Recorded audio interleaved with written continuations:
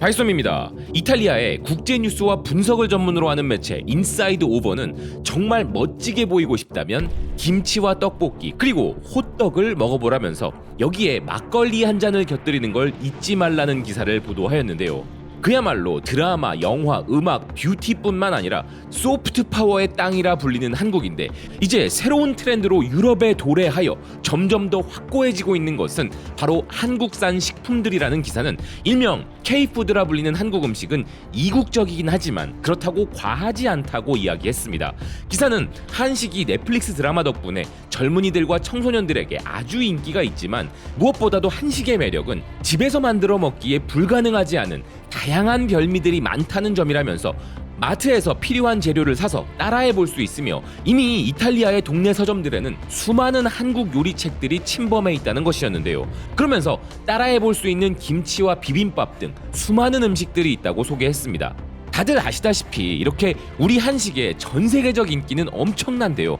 그런데 가장 잘 알려진 한식 중에는 김치처럼 세계 최고 수준의 건강 음식도 있지만 떡볶이처럼 건강에는 그다지 유익하다고 보기 힘든 간식이나 길거리 음식 종류들도 큰 인기를 얻으며 함께 알려지고 있죠. 사실 음식이란 게 고칼로리에 자극적일수록 더 맛있을 수밖에 없기 때문에 그런 음식들이 더 빨리 전파된다는 것은 우리나라에 유입된 햄버거, 피자만 봐도 대번에 알 수 있긴 합니다.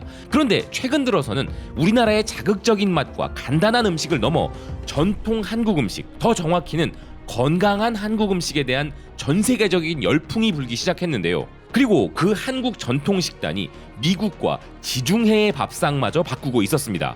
오늘 이 이야기를 하기 위해서는 영국 야후라이프에 실린 가장 건강한 식단을 제공하는 나라들에서 배울 수 있는 것이라는 기사를 인용하는 것으로 시작해야 할 것 같습니다. 기사는 불행히도 전형적 영국식 식단은 건강하지 않은 것으로 여겨진다면서 현재 초가공 식품이 영국인들의 평균 섭취 칼로리의 절반 이상을 차지한다고 지적했는데요. 모든 음식들이 다 그런 것은 아니지만 이런 점은 문제가 많다면서 특정 국가들의 식단이 가진 건강상의 이점을 알아볼 필요가 있다는 것이었습니다. 그래서 먼저 보험업체 선라이프가 발표한 세계에서 가장 건강한 식단을 가진 국가 순위를 확인해야 한다는 기사였는데요. 실제 선라이프 보험회사가 발표한 순위를 보면 9위에 스웨덴, 8위에 에티오피아, 7위에 호주, 그리고 우리나라는 6위에 올라 있었습니다. 그들이 우리나라를 6위로 선정한 이유는 이랬는데요. 한국의 요리는 김치와 풍부한 야채, 해산물 등의 단백질에 발효식품으로 두드러지는데 이 모든 것이 균형 잡혀 있다. 한식은 영양가 있는 식단의 중추로 특히 발효식품들을 통해 건강한 미생물군을 지원하고 소화와 면역, 심지어 정신 건강의 개선 효과도 가지고 있다. 그리고 우리보다 앞선 국가로는 스페인, 키프로스, 이탈리아, 그리스 등이 있었는데요. 우리가 보통 건강 식단의 대명사로 떠올리는 지중해 식단 국가들이 선정된 것이었습니다. 이렇게 지중해 연안 국가들이 최상위권에 선정된 것은 이게 영국 보험회사가 발표한 순위니까 그럴 수도 있겠다고 생각되는 점이었는데요. 그런데 희한한 것은 1위가 일식이었다는 점이었습니다. 기사는 일본 식단에는 신선한 해산물, 쌀, 야채는 물론 미소와 같은 발효식품들이 포함되어 있어서 영양이 풍부하며 최소한의 가공으로 인해 장수를 촉진하고 일본에서 많이 마시는 녹차 또한 항산화제가 풍부하여 신진대사 촉진과 전반적 건강을 지원한다는 설명을 덧붙이고 있었는데요.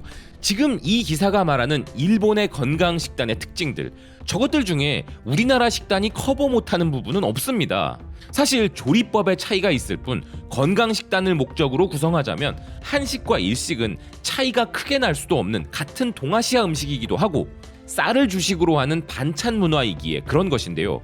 그런데 왜 일본은 1위이고 우리는 6위인가를 생각해보면 사실 오키나와 장수촌이 세계적으로 널리 알려졌고 일본이라는 나라 그 자체가 우리보다 반세기 아니 그 이상 앞서 유럽에 더 먼저 알려졌기 때문이 아닐까 합니다. 우리나라는 이제서야 알려지고 있다는 것이 건강식에 대한 영국인들의 인식을 좌우한 결정적 요인이라고 생각하는데요. 아니 일본이 1위라고 해서 딴지 걸자는 것은 아니고 그냥 그렇다는 것입니다. 일본의 음식과 식문화가 더 빨리 알려졌기에 더 유명한 것일 뿐 우리 한식이 일본에게 결코 뒤지지 않는 이유가 있는데요. 아까 말씀드린 대로 전 세계적으로 건강식 하면 가장 유명한 것은 지중해 식단입니다. 신선한 채소와 과일, 통곡물, 올리브유, 견과류, 해산물, 유제품에 더해 적은 양의 육류를 사용하는 지중해 식단에서는 붉은 고기보다는 가금류가 재료로 많이 쓰여지는데요. 거기에 허브, 향신료, 와인이 더해지고 가공식품의 사용이 제한되는 지중해 식단은 그 구성만으로도 그냥 건강이 팍팍 느껴지는 식단이죠.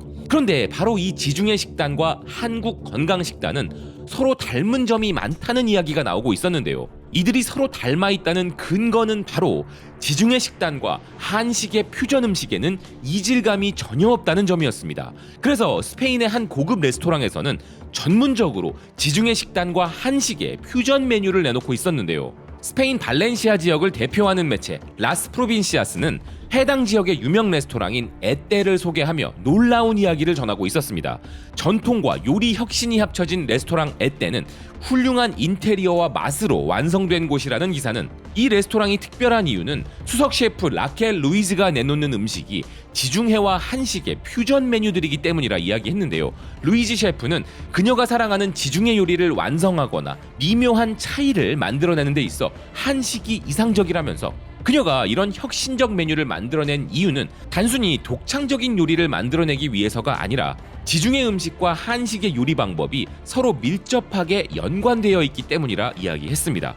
구체적으로 지중해식 요리는 한국의 매운 소스 또는 참기름과 잘 어울린다는 것이었으며 발렌시아 지역의 채소로 만든 발렌시아 스타일의 비빔밥을 만드는 것도 가능하고 발렌시아 스타일의 고기 만두나 치킨도 만들 수 있다는 것이었는데요.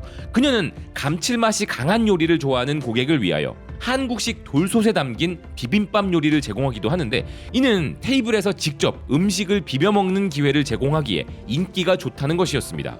그러면서 루이지 셰프는 자신의 모든 요리는 한국과 지중해 요리의 조화로움을 추구한다면서 각각의 메뉴들이 각자만의 독특한 매력을 선사한다는 것이었는데요. 아니 근데 교민분들이 운영하는 한식당이야 스페인에도 많이 있고 하지만 지중해식과 한식의 조화까지 연구하는 셰프라고 하니 이건 단순하게 한식의 인기 때문에 한식을 제공하는 수준이 아닌 것 같아서 혹시 이 셰프가 스페인의 우리 교민인가 싶어 알아봤습니다. 그런데 라켈 루이지 셰프는 스페인 요리를 공부하였고 전통 지중해식 요리를 추구하는 현지 요리사라서 더 흥미로웠는데요. 전 세계적으로 가장 건강한 음식이라 자타가 공인하는 지중해 지역의 음식과 이질감이 전혀 없이 어울리는 한국 음식이란 것이 정말 신기한 부분인 것이죠. 하지만 이런 한식의 대세라는 시대적인 흐름을 지중해 지역만 피하지 못한 것은 아니었습니다.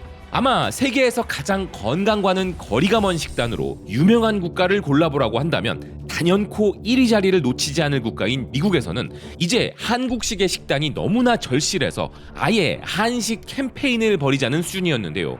그 내용은 영국 출신의 음식 작가이자 월스트리트 저널에 정기적 칼럼을 기고하고 있는 비 윌슨이 뉴욕타임스를 통해 발표한 칼럼에서 확인할 수 있었습니다. 그녀는 그 어떤 정치인도 조만간 우리가 사는 지구의 건강을 위해 우리 모두가 고기를 덜 먹어야 한다는 소식을 전하고 싶어 하지 않는다면서 평균적인 미국인들은 지금보다 훨씬 더 적은 육류를 섭취해야 한다 이야기했는데요. 미국인들에게 오랫동안 학습된 식습관에는 변화가 필요하다 주장한 그녀는 사실 미국인들 역시도 한 세대 전까지는 이렇게까지 육류를 많이 먹지는 않았다며 안타까움을 토로하였습니다. 자신 역시도 닭고기나 바베큐를 좋아하지만 이제는 미국 주류에 진입한 아보카도 토스트나 케일 샐러드 등 이전에는 상상할 수 없었던 수많은 요리들로 식단을 대체하고 있다면서 그중에 가장 좋은 식재료 중 하나가 바로 콩이라 이야기했는데요. 그런데 콩이라는 것은 정말 몸에 좋지만 맛이 없다는 문제점이 있긴 하다는 그녀는 미국 정부가 정말 진지하게 사람들이 콩을 더 많이 먹도록 장려하고 싶다면 콩 요리법을 영상으로 제공하는 캠페인이 필요하다면서 한국을 보면 콩 요리에 대한 답이 있다 이야기했습니다. 1980년도에 한국 정부는 농촌 진흥을 위하여 김치와 밥, 나물 등 전통 한국 음식을 요리하는 방법에 대한 교육을 진행했다는 그녀는 이는 정말로 큰 도움이 되었다면서 현재까지도 한국에서는 전통 음식들이 식단의 큰 부분을 차지하고 있다고 이야기했는데요. 조사에 따르면 2009년 기준 한국인들은 여전히 1960년대 후반에 먹었던 것과 비슷한 양의 야채를 섭취하고 있다는 것이었습니다. 그러면서 미국인들이 고기 대신 콩을 먹는 것을 꺼린다고 한다면 두부에서부터 고추장, 된장에 이르기까지 최근 수년 동안 미국인들의 식탁에서 사랑받아온 한식들을 생각해보라면서 이제 햄버거를 위한 자리를 더 줄여야 한다 주장했는데요. 사실 환경적 측면이나 그런 걸 떠나서 미국인들의 정말 감당이 힘들어 보이는 초고도 비만을 위해서라도 그들의 식단 변화는 정말 절실해 보이죠.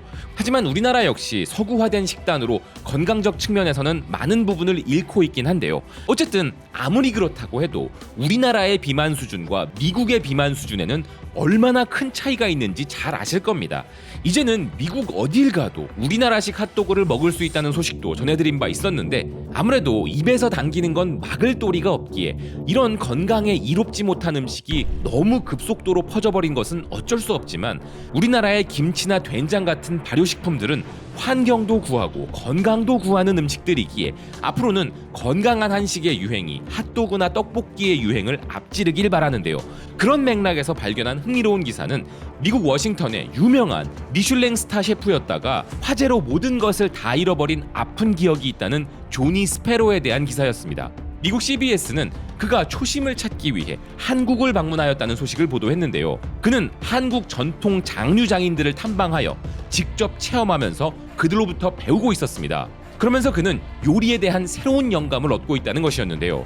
우리나라의 현대화된 음식들이 알려지는 것도 물론 기쁜 일이지만 우리의 전통 음식은 맛도 맛이거니와 건강에도 크게 이롭기 때문에 전 세계적으로 널리 퍼져 누구나 두루 먹는 보편적 식단이 되기에 매우 적합하다고 자부할 수 있습니다. 전 세계까지는 됐고 당장 우리 애들부터 서구화된 입맛을 바꿔야 한다라는 일각의 지적에는 사실 반박이 힘들지만서도 한식의 보편화는 그것과는 또 별개의 문제인 것이죠. 앞으로 우리의 떡볶이, 호떡, 핫도그만큼이나 김치와 된장 같은 전통 식단이 더 많이 더 널리 알려져서 햄버거, 피자처럼 이 세상 모두가 먹는 음식이 되면 좋은 일 아니겠습니까? 장류와 같은 더 깊은 한국의 맛은 중독성도 더 강하기도 하고 말입니다. 언젠가는 건강 식단 하면 지중해와 일본만이 아니라 전 세계인들의 머릿속에 한식이 떠오르는 그날이 오기를 바라는 마음입니다. 시청해주셔서 고맙습니다. 또 뵙겠습니다.